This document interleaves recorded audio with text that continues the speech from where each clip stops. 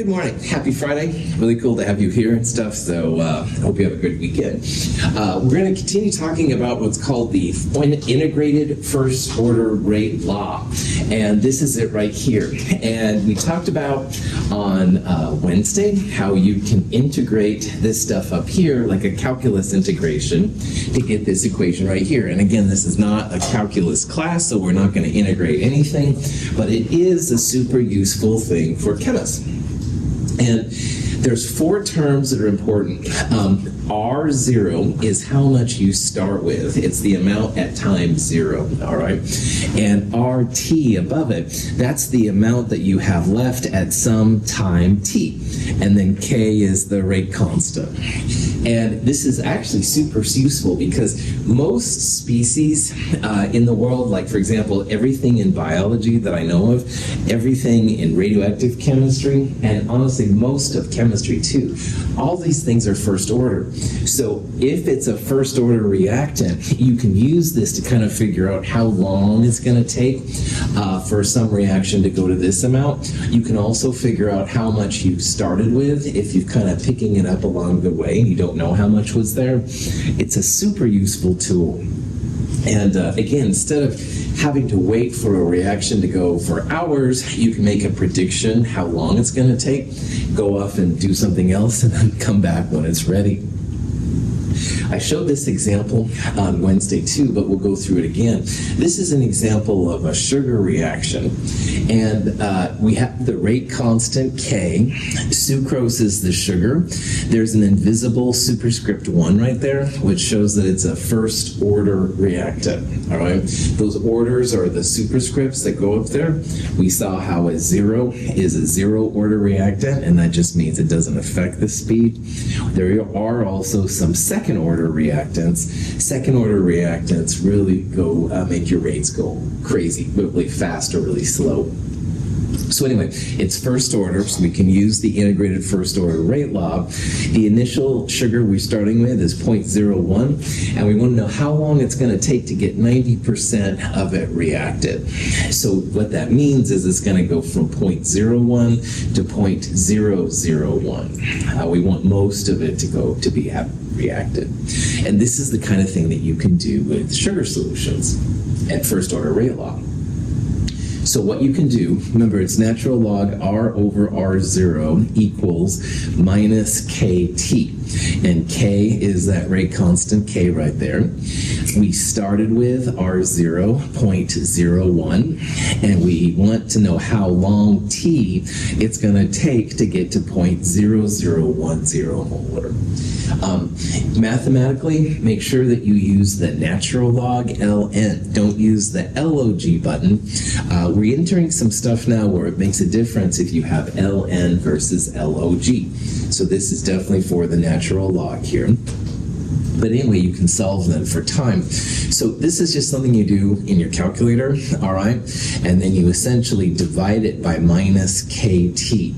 Now, another little hint I want to give here is that time in chemistry is always positive. And I love thinking about going backwards in time and stuff like that. And there's all kinds of fun movies, of course, about time travel and reverse time and stuff like that. But here in chemistry, time is always a positive number. So if you happen to get a negative time, just make it positive, all right? Because chemists just don't do negative time. It's just like we don't do negative mass either. So there's no negative moles, no negative grams per mole. Chemists don't use negative time. Maybe in physics you could talk about it, but not here. Now, K is also always a positive number. K is related to time. And again, because everything in time is positive, everything in K is going to be positive as well. So, that being said, natural log of this divided by negative K, you should end up with a positive T. K is in hours, so the time comes out in hours. And this is another thing about time and K. They're both positive, and they'll have the same kind of unit. So for example, in our lab, we were using seconds for time. Our K value would be inverse seconds. All right, they're always like the opposite of each other. So just to review here and stuff a little bit, use natural log, don't use log.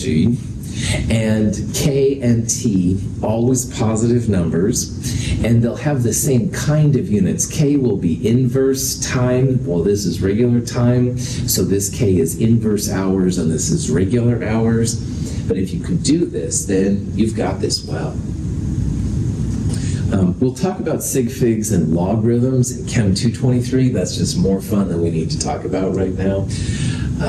So that's why we're going to 2 sig figs there. Yes, Emery. Wait, so how do we go from the 2:30 to the 11 hours again? Cool. So natural log of this stuff is like natural log of this number. And in your calculator, Emery, that should come out to be negative 2.30. And negative 2.30 equals negative 0.21 times time. So time will be negative 2.30 divided by negative 0.21. That's how the positive time comes in. Yeah, great question. Cool. If you've done logarithm stuff before, no worries. But if you haven't, this is a good example to try. All right. It's just, you don't have to be an expert in logs. Honestly, I'm not even totally sure all the time what logs are, but they're really useful in science, and that's kind of the thing I want to get across here. So, cool. Other questions? Okay. So here's a question. It's A going to B. We see that A is a first order reactant, i.e. we can use natural log R over R0 equals minus KT. Let's just 1 second. There we go. It says we begin A with 0.36 molar, and it wants to know how much A is left after 46 minutes. Now, this is another kind of problem where you can figure out. This number here is the R0. It's how much we're starting with.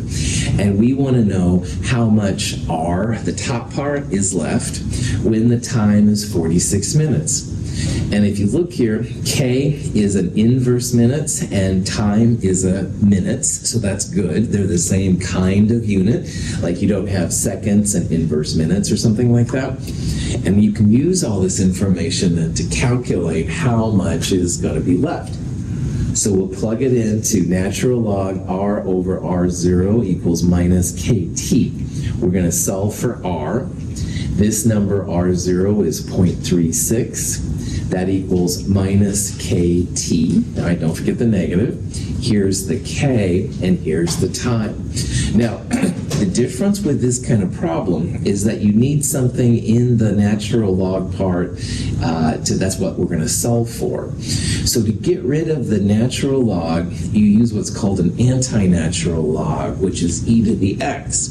And on your calculator, you usually have an ln x button, and often second function ln will be the anti-log. It's that little e to the x button. So make sure you know how to do this. All right, this is something that's not hard. It's just maybe for the first time it'll be weird. So when you take the anti-natural log, you have to do it for both sides, all right? Not just the left, but both sides.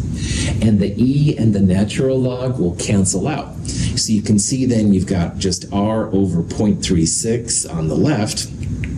On the right side, you would go e, the second function, ln, whatever it is, e, and then parentheses minus 0.03 times 46. And that comes out to be 0.25. And like Emery asked about earlier, this is just something to go through. If you haven't done this a lot or for a while, it's easy, but I want to make sure you know how to do it.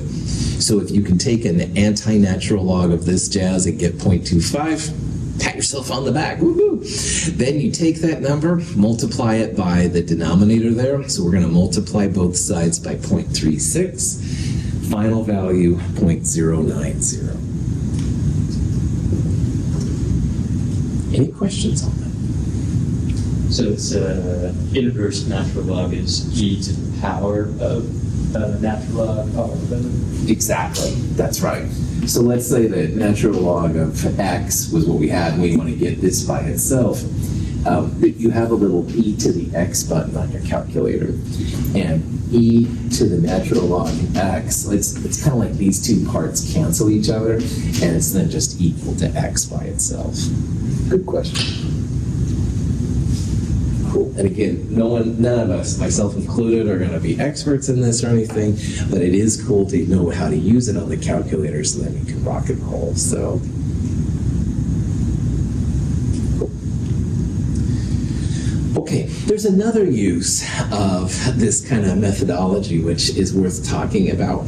Like I said earlier, how most things are first order, all right? And honestly, if you have to guess, it's probably a pretty good guess.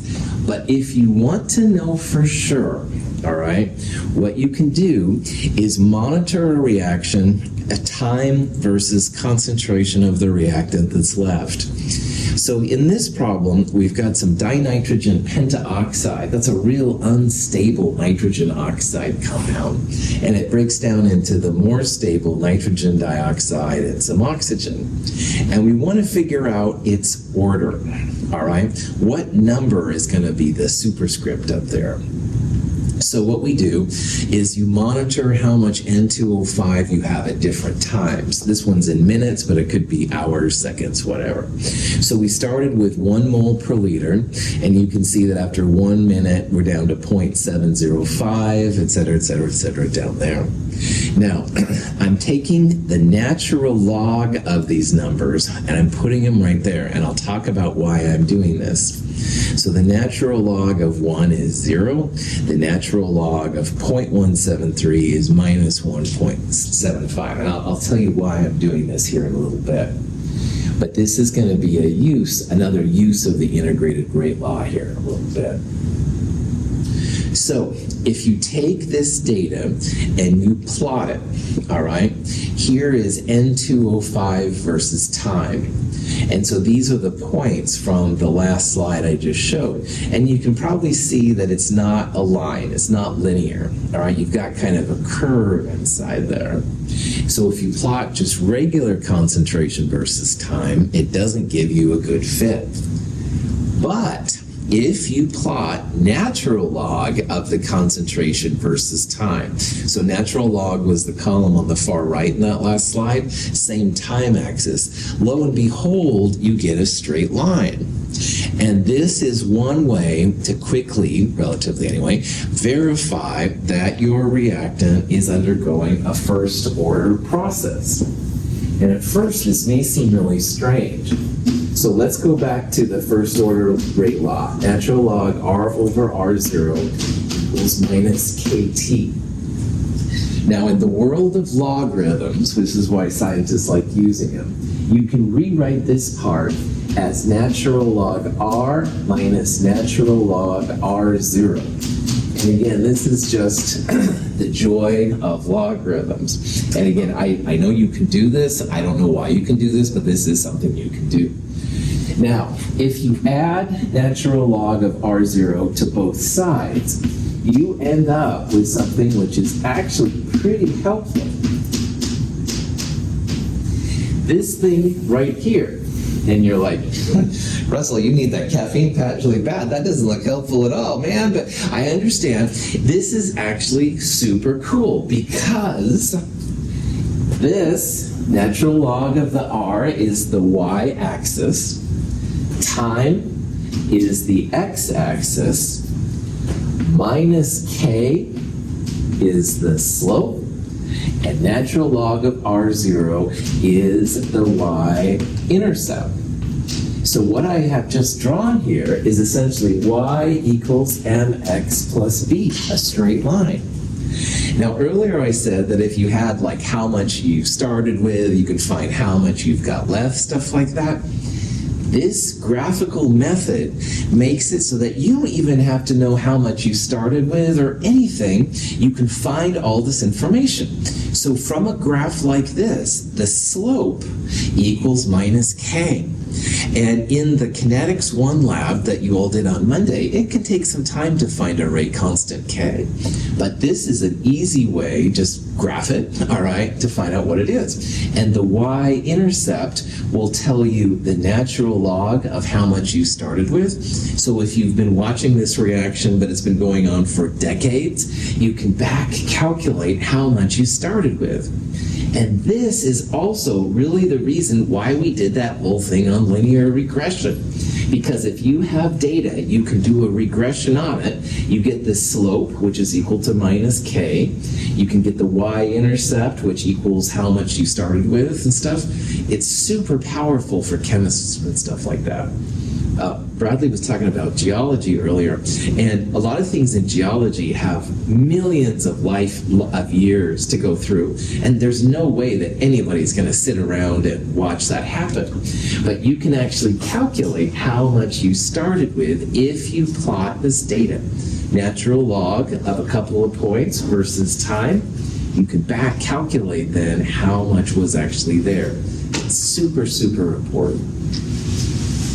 So the reason why this works is because natural log r over r is equals minus kt. When you play with it, you get to the equation of a straight line. And instead of going through multiple trials to find rate constants k, which is what Kinetics 1 Lab was all about, the slope equals minus k. So negative slope will equal your rate constant k, which is cool. And you can also find out how much you started with, which is super cool. So all first order reactions should have a linear behavior if you plot the natural log of concentration versus time.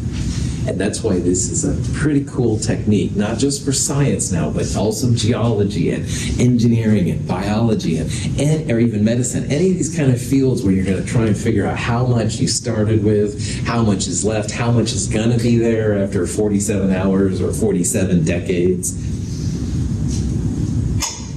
Questions? Okay. If you have a second order graph, it will be linear if you go 1 over the concentration versus time. And if you plot a zero order reactant, concentration versus time will give you a straight line. So that's now where those correlation coefficients in a linear regression will be really helpful. Because if you plot natural log versus time and it's an R of 0.91, that sounds good. But if you plotted, say, for example, linear regression lab, 1 over concentration versus time and it was 0.9999, that's an even better fit. That means it's going to be second order. Any questions? Okay, so this is kind of an overview of the 3 orders, and by far the most important one is the middle one.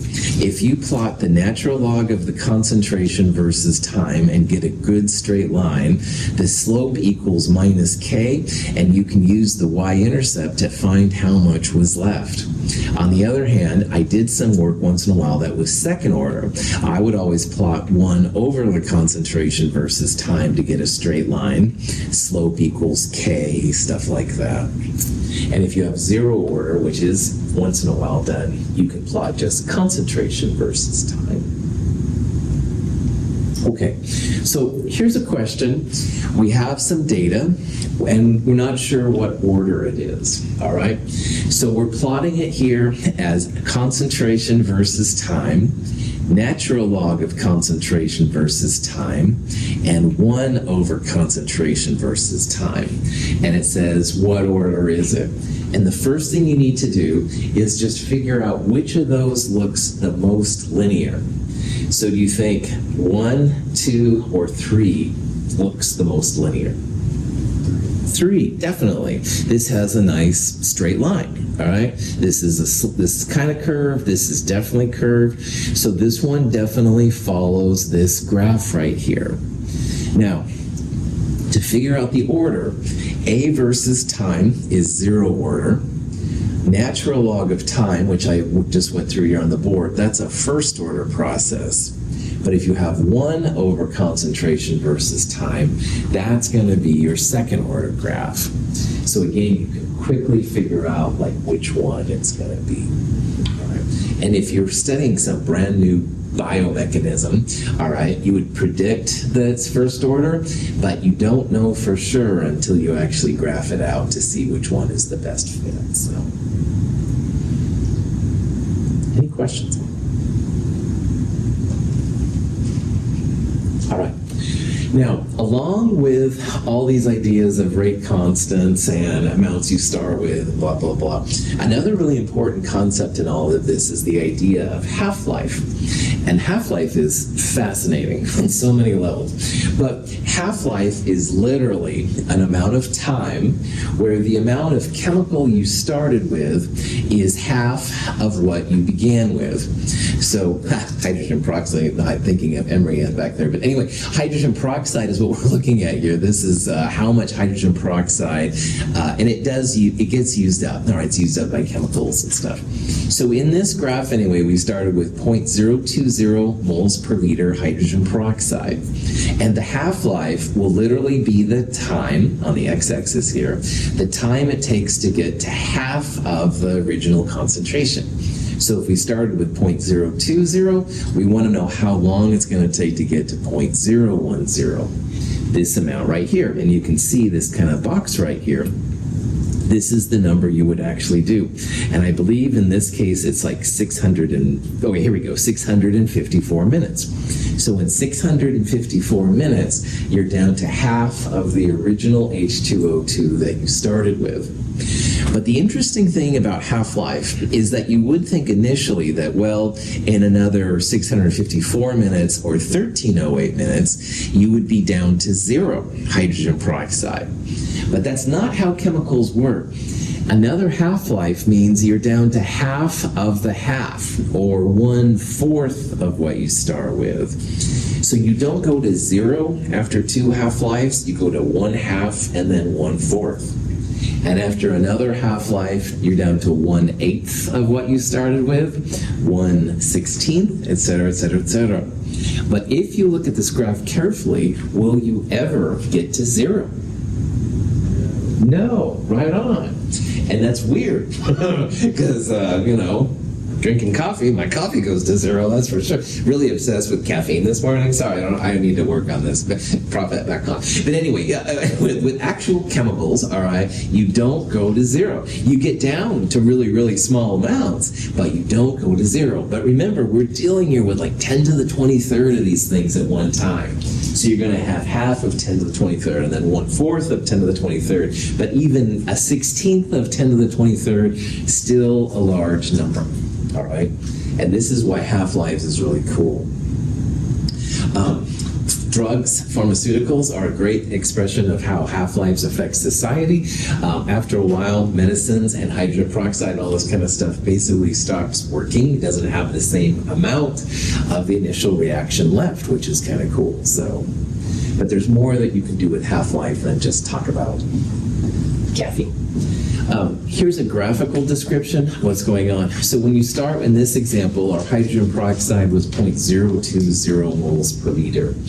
And the half-life, which is 654 minutes, that's the time it takes to get down to half of the initial amount. So in this case, 0.02 then goes to 0.01, and that takes 654 minutes.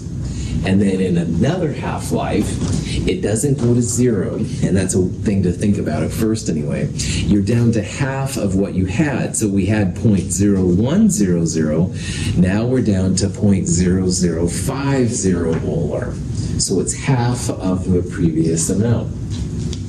And each of these half-lives is 654 minutes, so that would be 1,308 minutes, or 2 half-lives. And after 3 half-lives, you're down to 1/8. That would be 0.0025 moles per liter. And after even another one, now you're down to 1/16 of the original amount. So that would be 0.00125. And you can keep going and keep going and keep going. So it approaches 0, but it doesn't get to 0. And those of you in calculus, if you've studied limits, this is one of the ways that limits can help, because it's the limit of these things is getting to 0, but you're not actually getting there, which is kind of a trip. There's some interesting uses of half-life. Now remember that most things in chemistry and basically everything in biology and nuclear chemistry is first order. And that includes that sugar reaction we talked about earlier, all right? So rate of disappearance of this sugar, we'll say is rate equals K times sugar to the first power, and the rate constant K is this number right here. Question is, what's the half-life? No, okay. I used to play Half-Life 2 a lot. Gordon Freeman, yeah. If you know what I'm talking about, cool, and you want to call me a dinosaur, that's fine too, because it is an older game. But anyway, this is not the same half-life as what we're talking about. So anyway, what we're going to do is we're going to find the half-life of this reaction for the sugar, not actually any references to Gordon Freeman, fortunately. So anyway, with the rate constant K of 3.3 times 10 to the minus 4, we can actually use the integrated first order rate law, this thing right there, and figure out what the half-life is going to be. So at the half-life, the R over R0 is going to be equal to 1/2. So if you started with 2 moles R0, R would be 1 mole. You start with 0.2 moles R0, you'll be at 0.1 moles of R. Whatever numbers you use, R over R0 is going to be 1/2 when the time is equal to the half-life. So in the math world, natural log of 1/2, which is R over R0, is minus 0.693. And natural log R over R0 equals minus KT, so that means that minus 0.693 equals minus K times T when the time is the half-life. And if you get rid of the negative signs, you come up with this equation, which is super cool for what we're going to start going into. It says the half-life equals 0.693 divided by K. And again, this comes from the positive value of natural log 1/2, and this is really neat. So if you know the K, like we did up here, 0.693 divided by the K will give you the half-life. And remember, we talked about how K and T have the same kind of units. So second minus 1 would give you an answer in seconds. We also talked about how K and T are both positive numbers, always. 0.693 divided by that K gives you 2100 seconds for your half-life. And if you divide 2100 seconds by 60 seconds per minute, 35 minutes is the half-life for the sugar reaction. So half-life to me has been really helpful sometimes when you don't know the rate constant K. If you know the half-life, you can find the rate constant. If you know the rate constant, you can find the half-life. This equation is technically just for the first order processes, but again, that's most of what we'll be doing too, so focus on that. Questions? Okay, so here's a reaction. We've got a K of 0.347 inverse hours. And the question is, what's the half-life of this reaction? I know you all probably think that Dr. Freeman from Half-Life 2 is a relative here, but it's not really. So what we're going to do in this problem, half-life equals that 0.693 divided by K. So 0.693 divided by 0.347 is going to give you the half-life. But if K is inverse hours, what will be the initial type of time unit for our half-life?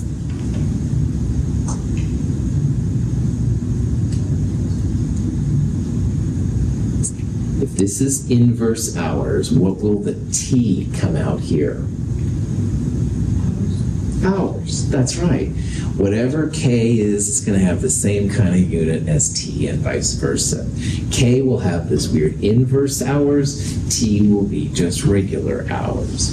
So the answer you're going to get initially is just hours, and then to get to minutes, which is what all these units are, multiply by 60 minutes per hour. So the half-life initially comes out to be 2 hours.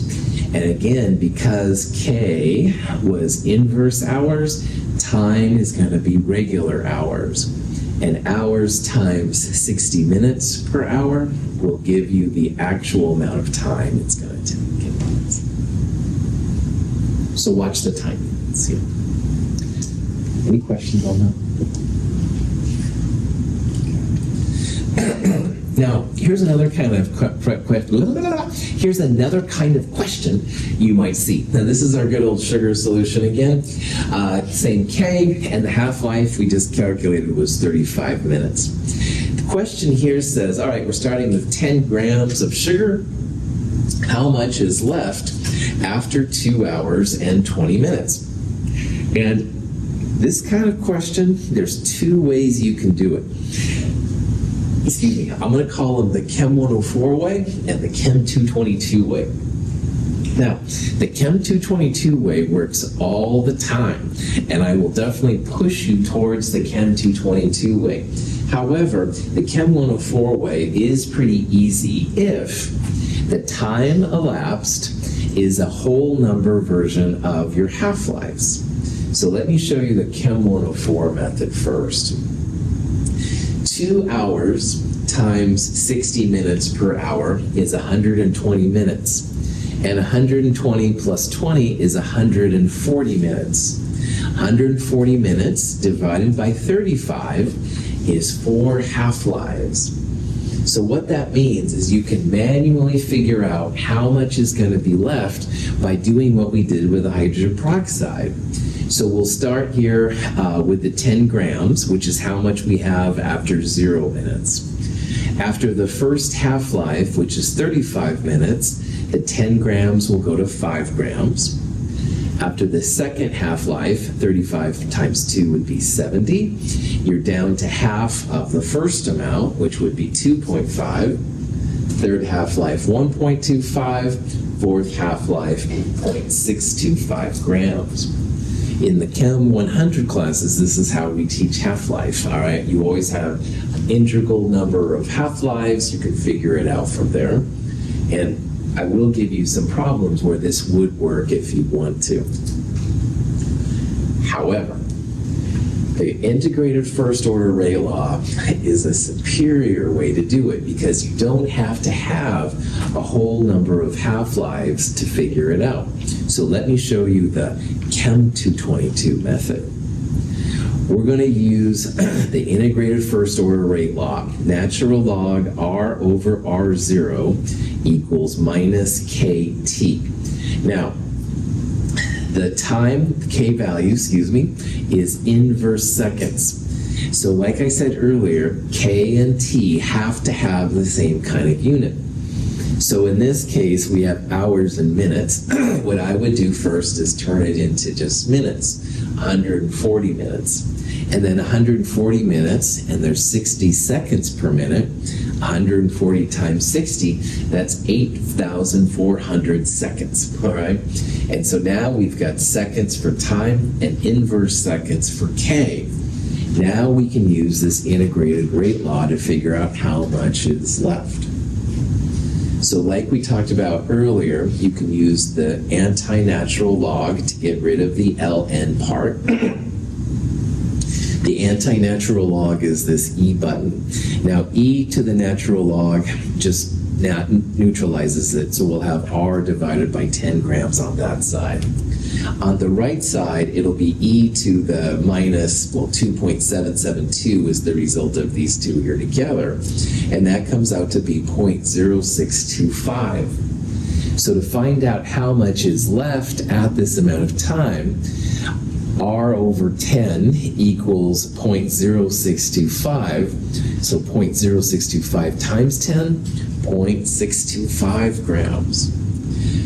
Now, the reason why I like this method better is that you can have any amount of time. It doesn't have to be a whole number of half-lives or anything like that. It does use the anti-natural log, and that can be a little weird if you haven't done it, but it's just calculators, all right? This is work for the calculator, not for you. Make sure that your time and the rate constant are the same kind of unit. And just for the record, all of the masses, the grams, the moles per liter, molality even though we're sick of that at this point, all of those are positive numbers too. So if you happen to calculate like a negative 0.625, it probably is just positive. You probably just forgot a negative sign in there somewhere. So.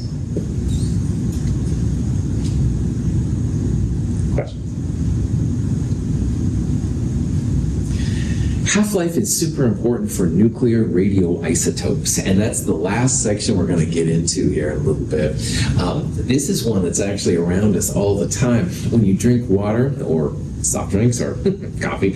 Anyway, if you drink any of these things, natural water has hydrogen, and a small part of hydrogen is this tritium.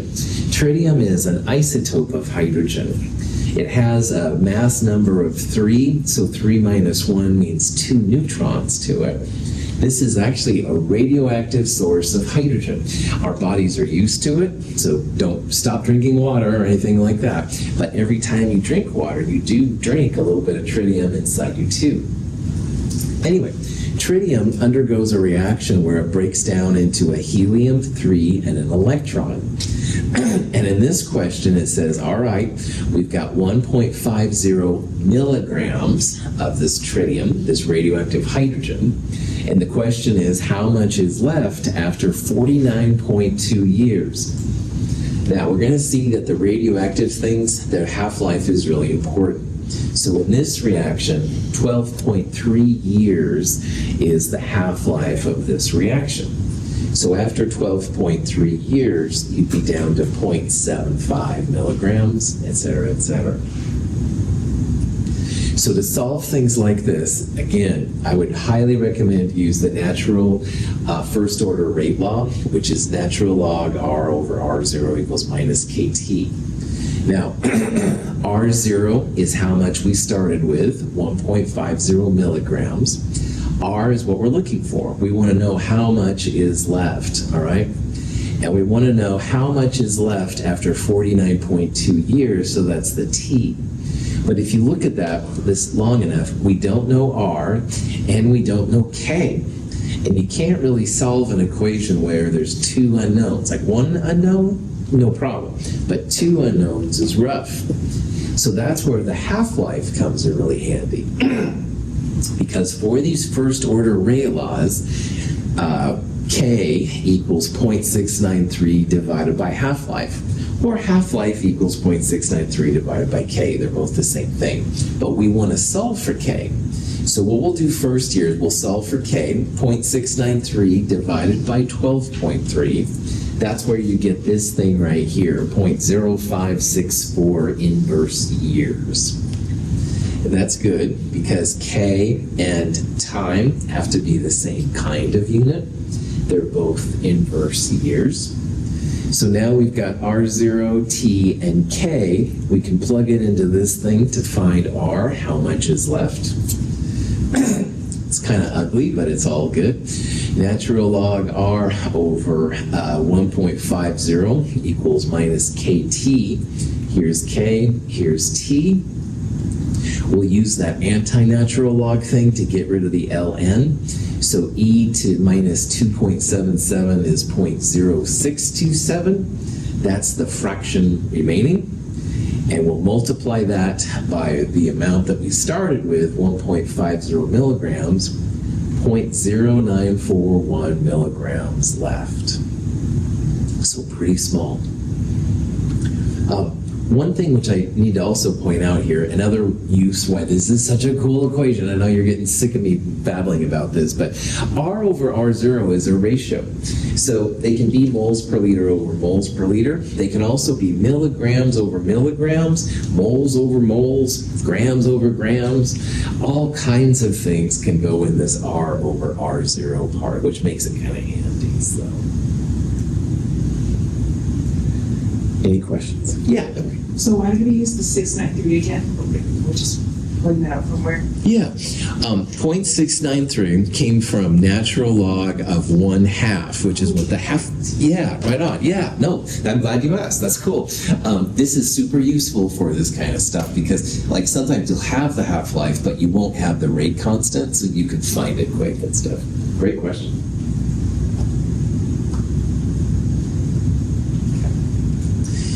Here's an example with a copper isotope. Apparently it's used in to help Wilson's disease, and I don't know about that, but that's what I read. Anyway, the isotope has a half-life of 12.7 hours, and they want to know how much is left of it after 2 days. So on a question like this, remember that your time has to all be the same kind of units, all right? And here we have hours and days, and those are obviously not the same. So you have to convert one into the other. So if one day is 24 hours, then of course 2 days would be 48 hours. That's probably what I would do here. But you could also divide this by 24 hours per day to get the number of days. Make sure they're in the same kind of unit. And what we want to solve for here is we want the R over R0 fraction, all right? Now on top of that, here's the rate, the half-life, excuse me.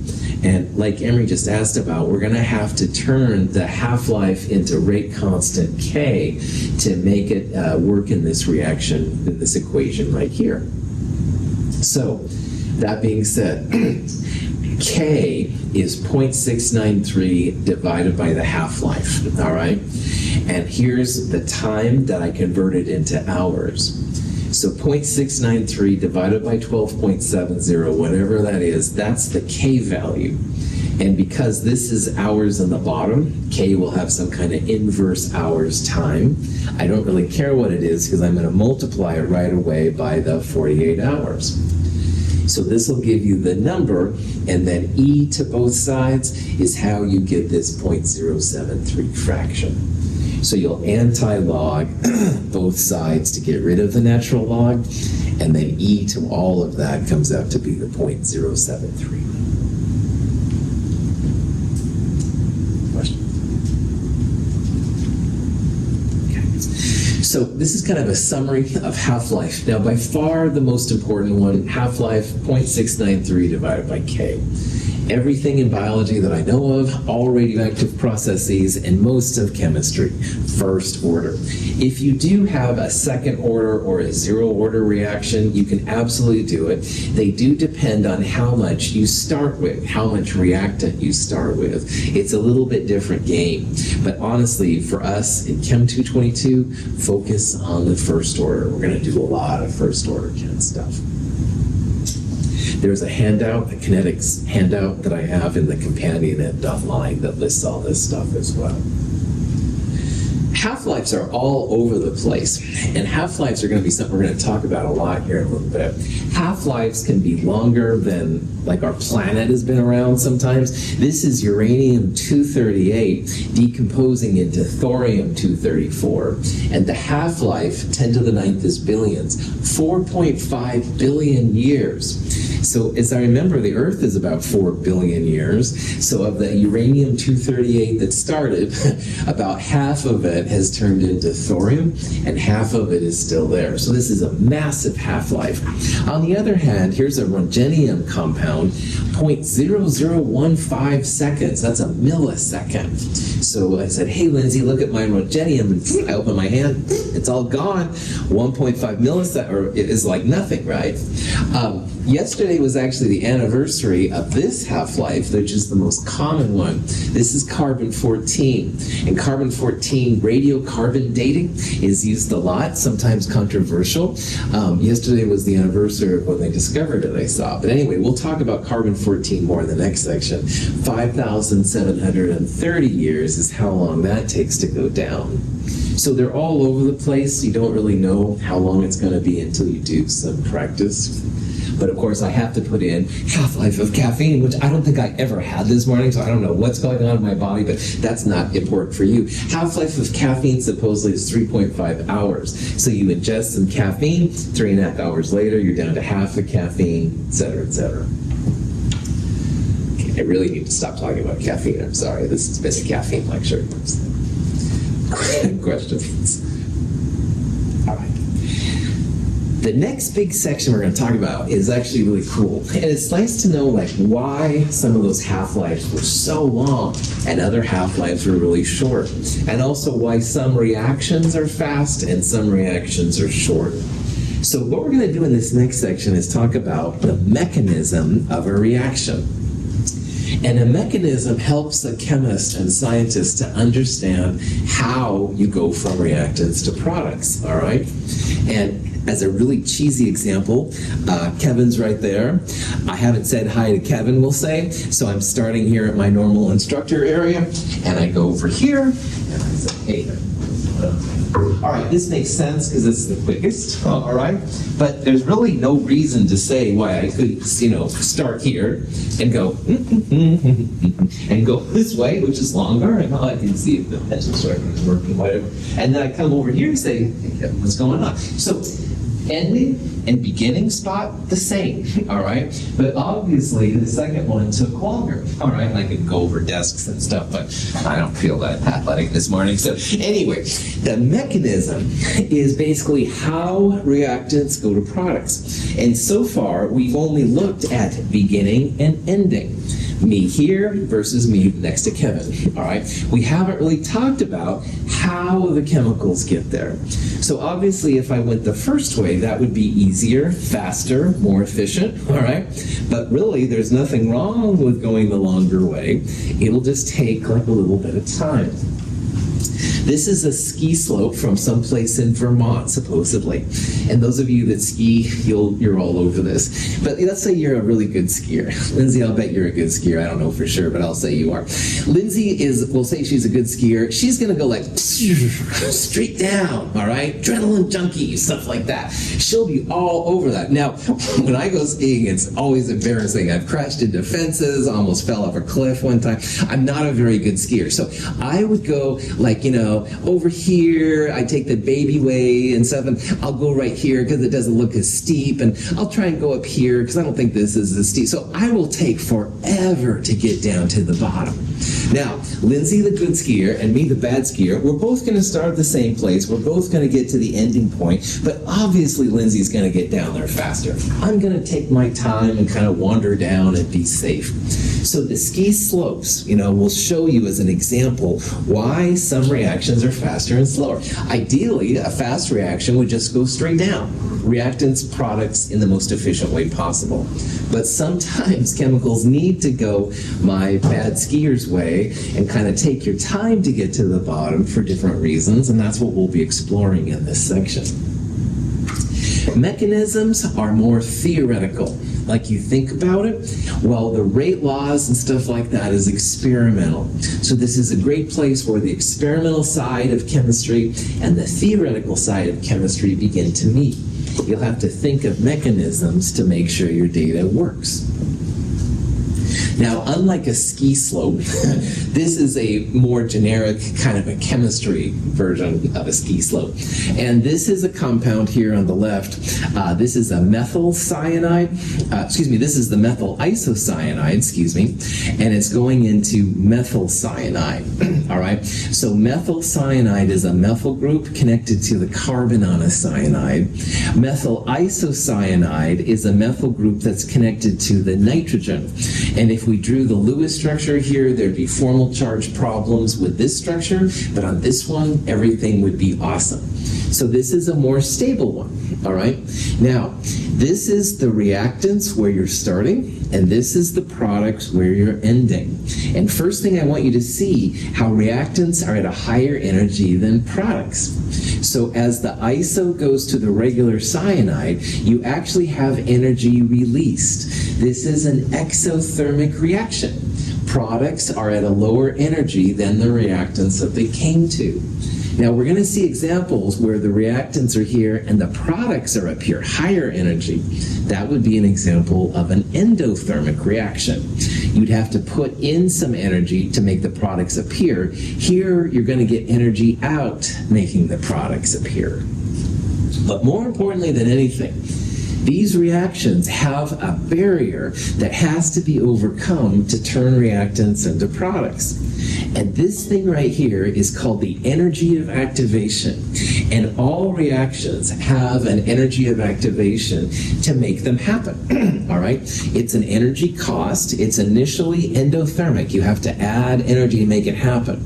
But when you get to the top of the energy of activation barrier, then you go downhill. And even if it's endothermic or like this example, exothermic, you will get energy out. but you always have to have this energy barrier.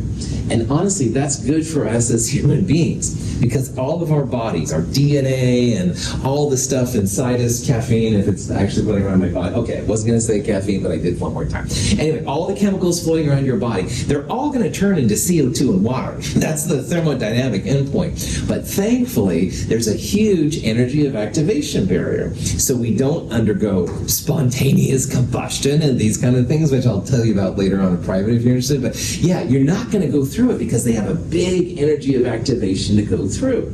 Once they get to the top, then yeah, it's good to go. But getting to the top can be really, really rough sometimes. So, I'll talk about this more on Monday. Reactants usually on the left, products usually on the right. This is exothermic because the ending point is lower than where you started. We will look at examples where the ending point is higher, and those are endothermic. The top part up here, the activated complex at the top of the energy of activation, is gonna be weird. This is carbon connecting to a triple bond. That's not supposed to happen. Carbon's only supposed to connect to other atoms. So you're gonna see like science fiction stuff in the top part there. I'm out of time. All right, have a good weekend. We'll do more of this on Monday. Thanks for being here.